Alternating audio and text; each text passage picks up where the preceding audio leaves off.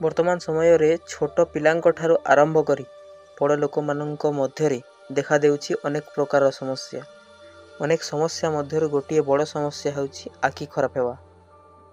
एबे जाहाकू देखिबे जे चश्मा व्यवहार करुथिबे से छोट छुआ होंतु किबा बड़ लोक वर्तमान घारिछि आखि समस्या। आपण माने जानिछन्ति कि एही समस्या काहेकि हेउछि? तेबे आसंतु जानिबा एहार संपूर्ण डिटेल। आपण माने सबु कथा जानिकी सचेतन हेउ नाहंती, जहा द्वारा अनेक समस्या सम्मुखीन हेउछन्ति। आपण माने रील देखि आपणकर आखि को खराब करूछन्ति। ते वर्तमान एही रील देखिबे अभ्यास बंद करंतु, देखिबे आपण सुरक्षित रही पारिबे।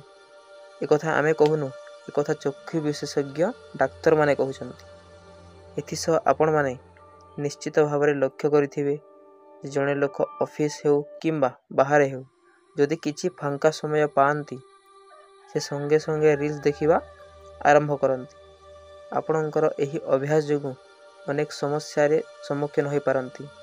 तेबे आपण एथि प्रति सचेतन रहिबा निहाती आवश्यक। छोट पिला होंतु किंबा बड़ लोक जदि आखि खराब होए तेबे आखिर अनेक समस्या देखा दै थाए, जेपरि आखि बिंधा, जलापोड़ा, आखिरु लोह बाहरिबा इत्यादि।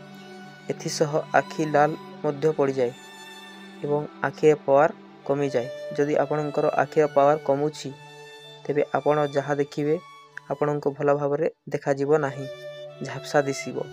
एहा सह अन्य मानक तुलना रे किछि दूर बाटर थिबा जिनिसकु आपण भला भाबरे देखि पारिबे नाही। खास करी छोट पिला मानक पई एहा हेउछि एक बड़ समस्या।